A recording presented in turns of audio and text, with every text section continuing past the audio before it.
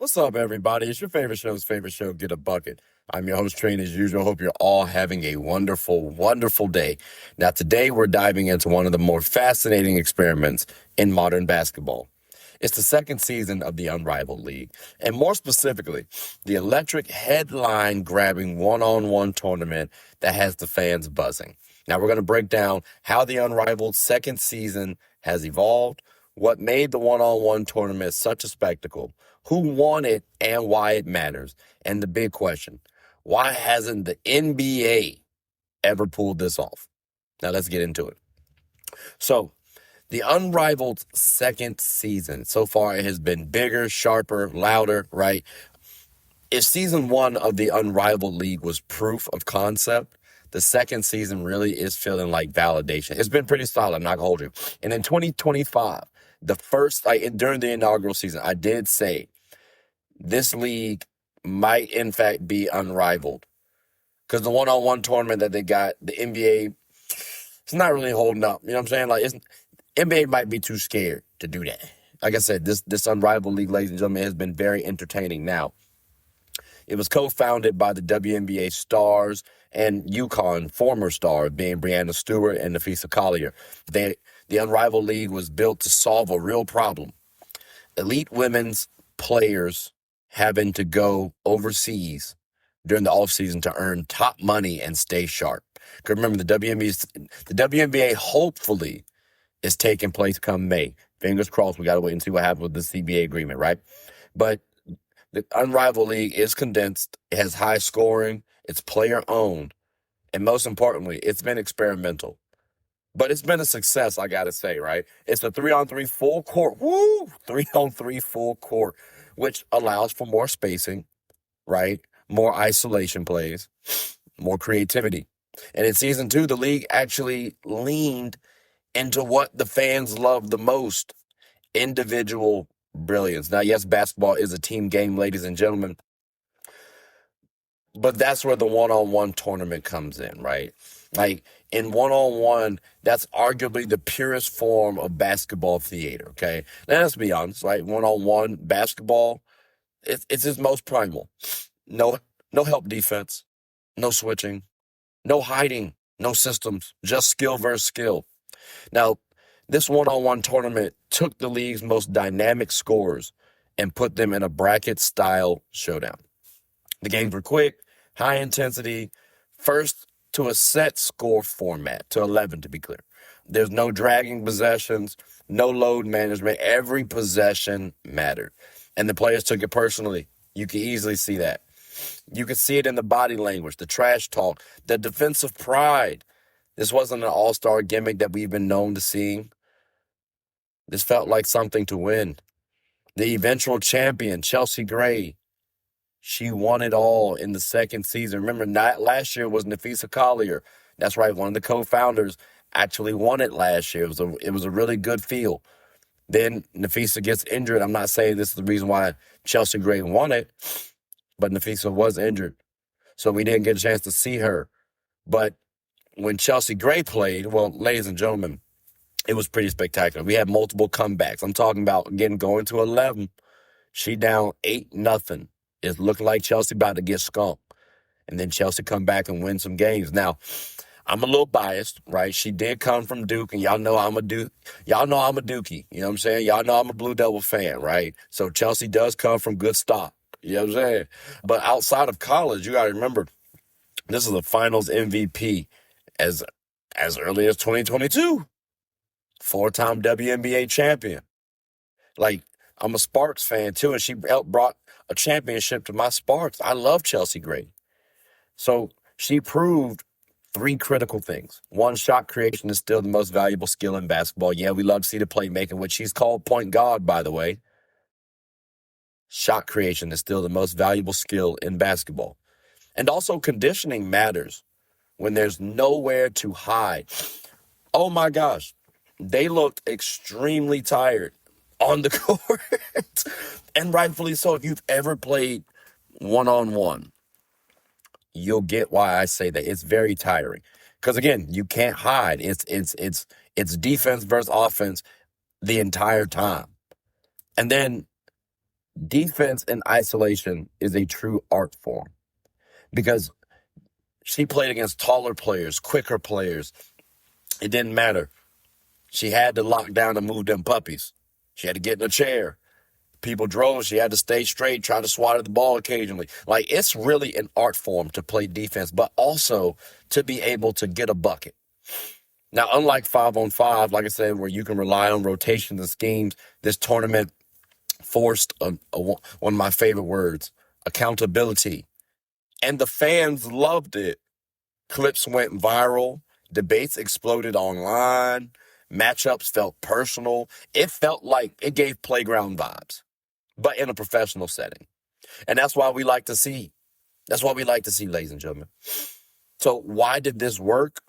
Well, you got to remember the stakes were real, okay? There was $200,000 on the line, which, to be clear, that's about the same amount of money that Chelsea Gray made all last year for the WNBA. So in one tournament, you can take home 200 stacks. That stakes were real. And the timing was smart because, remember, the Unrivaled League is already structured as a tight elite offense or off-season league. So the tournament felt integrated, not bolted on. Like, I see a nice little seamless transition from this to the remaining of the league to then hopefully the WNBA season. So it leads into the WNBA season, generating even more topics. We also got to talk about the talent pool, ladies and gentlemen, because we had elite scorers, which were creating offense in tight spaces. Now, in a 3-on-3 league, isolation skills are already amplified. So the 1-on-1 events, they felt like a natural extension, not just a gimmick. So again, it's a great play on the current league's structure. And not to mention, too, the fans are star-driven. So modern basketball, right? The culture revolves around matchups. Like, can she guard her? Who's unguardable? Who has the deeper bag? The Unrivaled League turned Twitter debates into actual games. Now, some of my favorites to watch, right? We had the same name matchups. In the championship game, we had Alicia Gray versus Chelsea Gray. And I told y'all Chelsea Gray won this matchup. She won all her matchups because guess what? She was the champion. She is the champion. Now, game one, Alicia actually skunked Chelsea. And to be clear, they the same names, last name, all right? They not related, though. So game one, Alicia Gray wins 7-0. Matter of fact, if we don't want to be technical, Alicia actually scores 10 unanswered points because you play in the championship game 3 games, right? So Chelsea ends up winning the next game 8-3. Now, like I told y'all, Alicia hits 10 unanswered points. So she skunks game 1, 7-0 skunk. Then game 2, she scores the first 3. Chelsea goes 8 unanswered points. And then the next game, Alicia goes 6-0, like 6 unanswered points. And then Chelsea has to come back and win the game 3, 8-6. It was a spectacular championship round. And both players looked extremely tired. I hated, though, there was one part I do got to point out.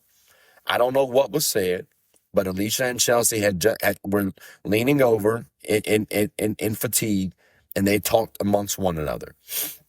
Right after that, Chelsea ends up hitting the game-winning shot. So for those of y'all who think, hey, script writing's a thing, maybe that was a moment where they were trying to get something situated. I didn't like the way that looked optics-wise. But it was a good game nonetheless. Another same name moment, right? We had Aaliyah Boston beating Aaliyah Edwards, who was last year's runner-up, all right? And keep in mind, too, Aaliyah Boston skunks Aaliyah Edwards. It was kind of disgusting. Like, she wins 11-0. That one hurt. That one hurt. Now, some of my best matchups, we had Kelsey Plum going up against Kelsey Mitchell. I think that might have been considered the best guard matchup, right? We had Paige going up against her teammate, Enrique. Paige ends up winning that matchup, which if y'all been listening to me over the last year, y'all know I've said I think the Dallas Wings are going to eventually make a trade sending Enrique somewhere. This could be further evidence as to why they may view Paige as the better player. She just beat Enrique in a one-on-one matchup. She was a WNBA All-Star starter. This is helping bringing up some of the narratives, ladies and gentlemen. We also had Kelsey Plum versus Chelsea. And remember, these are former teammates. They both were on the Aces. But here's another thing. Chelsea used to be on my Sparks, like I said. Kelsey's currently on my Sparks. Now, Plum goes up 8-0, and then Chelsea comes back and wins it 12-8. So the theme was, like I told y'all, we had to have multiple comebacks from Chelsea. But that was a really good matchup. I can't hold y'all. That was a really good matchup. I wanted to say this next matchup would have been the best one in Chelsea Gray versus Paige Beckers. I'm a Paige Beckers fan, right? I'm a little biased, and y'all know Chelsea I love, right? They got similar play styles because they're mid-range specialists. But Chelsea cooked Paige. Like, Jesus, that was disgusting work, bro. I felt so bad for Paige, man. 11-2, that was tough. Because if I had to choose some guards to watch, that would have been it. Now, I could have said, because these were my biggest wants, I'll say, right? I wanted to see Paige versus Enrique, okay? And like I said, that did actually happen. I wanted to see Paige versus Kelsey Plum because my Sparks were in a position to draft Paige Beckers, and I thought we could have been on a dynasty run if that happened. But instead, we had to settle for Kelsey Plum, no disrespect. But I wanted to see that matchup because I needed folks who I've been talking to understand that Paige Beckers is, in fact, better than Kelsey Plum. I also wanted to see a rematch for Breanna Stewart versus Aaliyah Edwards because last year, Breanna Stewart gets out early to Aaliyah Edwards. You would have expected Breanna Stewart to, in fact, go up against Nafisa Collier in the championship game, or at least get a little closer than getting out the first round. But Aaliyah Edwards surprised a lot of folk. Funny enough, Stewie gets out early for a second year, losing to a stronger big because she ended up losing to Aaliyah Boston. That's just a nice little trend that I'm noting. So when we talk about Breanna Stewart, I don't know, those stocky bigs like Asia Wilson, that could be a little cause for pause for someone like Stewie. That's what I'm starting to see. I ain't going to lie to you. But those were some of my biggest matchups that I wanted to see personally, ladies and gentlemen. Now, some of the more shocking occurrences, right, I've talked about it a little bit.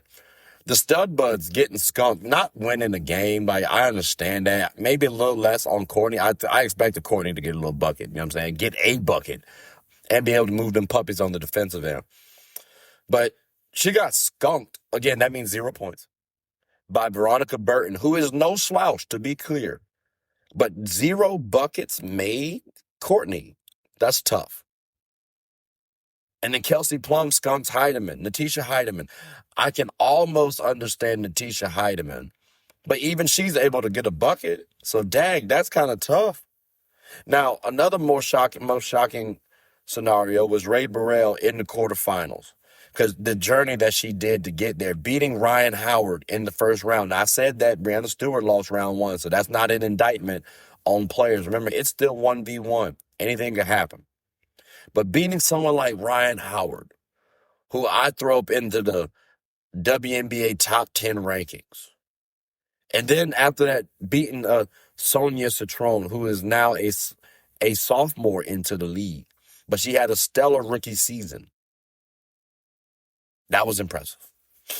Now, you lose to Alicia Gray in a very solid match. I'm not going to lie to you. It was cool. It was cool. But still, I was a little surprised that Ray Burrell, who, again, is on my Sparks, got to the quarterfinals. So kudos to Ray Burrell and kudos to the Sparks. I'm telling you right now, we got some narratives to start pushing, baby, because, listen, we did some things. Let's move on. I ain't trying to get into this. I ain't trying to get into WNBA season because we got to talk about why hasn't the NBA done this? Because you just saw the level of excitement I had getting ready to talk about my Sparks based on what occurred in this 1v1 tournament. Yes, basketball is a team game. But you got to wonder, well, why hasn't the NBA done this very same thing? Now, we can break down a couple reasons. Contract risks. Like, NBA contracts are worth hundreds of millions, and a minor ankle tweak in a voluntary 1v1 contest could cost a franchise its season. Owners would panic, agents would revolt. The financial ecosystem is simply different. So I do hear that. Especially if you think about social media and how fans would start to turn on players. Oh, why'd you do that? Why? See, I know you shouldn't have done it. You shouldn't have played, blah, blah, blah, blah, blah. I understand that part. The Unrivaled League, by comparison, is built around controlled experiment. And the NBA is built around protecting massive investments. So I understand we come from a different point of view in comparison from the WNBA to the NBA. You also got brand protection, because imagine this. A superstar, say someone like Braun, right, enters a one-on-one tournament and loses in the first round to a bench scorer. Like, imagine Devin Harris beating the brakes off of LeBron James. Or worse, imagine someone like Austin Reeves beating Braun. Or D'Angelo Russell. Hey, yo, D'Lo getting saucy on Braun is kind of tough. I ain't gonna lie to you. Does that, in fact, hurt someone like Braun's brand? From a social media and to the casual perspective, yeah, it would.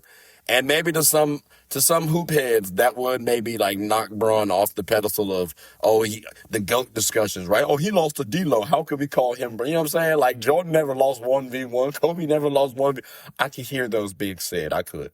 Like, the legacy debates are constant. Rings, finals records, clutch moments, adding a public one-on-one loss to that, it might be something the league prefers to avoid. I'm not going to lie to you. So I get it. Meanwhile, the unrivaled players, they need more notoriety. So this might help them more than it would the NBA players. I hear that. All-Star Weekend also hasn't prioritized it. Yeah, it hasn't. Because the NBA has experimented with skills challenges. Draft star all-star teams, even including the G League players. The league tends to protect its biggest stars during the All-Star Weekend rather than expose them to physically demanding competitions. And a true 1v1 tournament, as we saw in the Unrivaled League, that would be exhausting, physical, and potentially bruising. And the stars already play 82 games, plus play in and playoffs. Now, the WNBA season is about half that, right? So I get that being a reason, all right? Now, here's another thing, too. The players, like the NBA players, they might not want it. Now, this part, I would call them scared if they don't want it, right? Now, this could also be the biggest reason because the players do need to want it.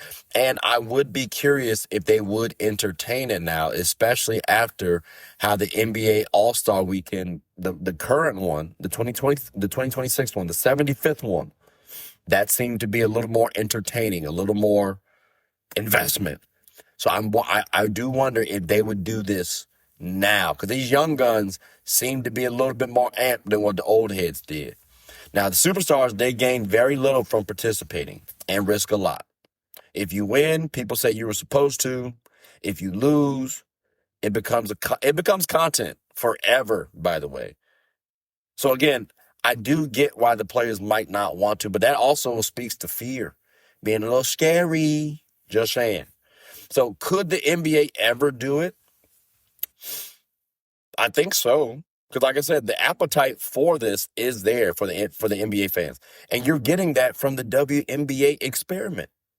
Social media thrives on the matchup cultures. Like, we would love to see Steph versus Kyrie, or Donovan Mitchell versus Ant-Man, or Braun versus KD. Like, we would love to see those Jaylen Brown versus Jason Tatum. Who's the best player on the Celtics? Like, we would love to see these matchups going on. And again, we can even talk about teammates. The AAU circuit already glorifies isolation scoring. Pro-am runs create legendary stories. If the NBA were ever structured properly, maybe. Winner take all prize money, charity-based stakes, shortened court format, voluntary participation. It could become the most watched all-star event ever.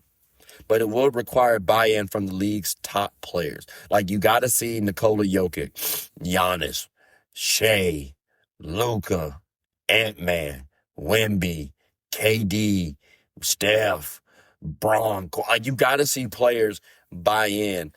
Or if that don't happen, it's just going to be noise. It is. So why has the Unrivaled League's move mattered? Well, it's because it's not just filling off-season space. It's actually innovation. It tests formats the NBA won't, or at least has not. It's amplifying individual skill and giving players ownership, which, by the way, I think Kyrie Irving alluded to doing something like this a couple years ago, especially during the bubble, if I'm not mistaken, and people were kind of talking down about it. I actually liked the idea back then, hence why I'm a fan of the Unrivaled League.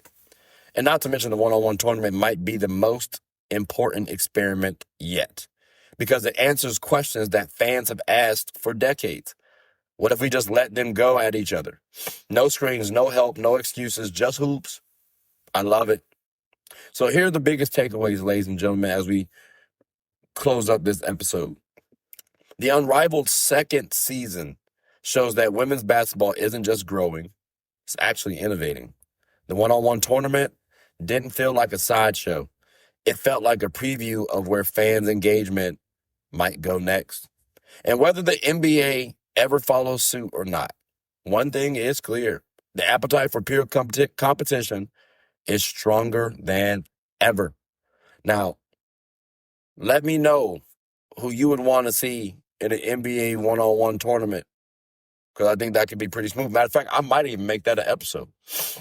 But I also want to hear, too, one, what's your thoughts of the Unrivaled League's second season so far? Two, what matchups are you now most intrigued about watching come the hopeful WNBA season? And three, would you pay top dollar to see an NBA one-on-one tournament bolstering the 32 top scorers in the game, or the 32 best isolation scorers subjectively stated? That's what I want to hear. But ladies and gentlemen, boys and girls, that does conclude the end of the episode. So please make sure to like, subscribe, comment, tell anyone who's anyone about, well, one, the Unrivaled League, and two, my show. My name is Trey. I'm the host of Get a Bucket. I hope you are all having a good one. Take care.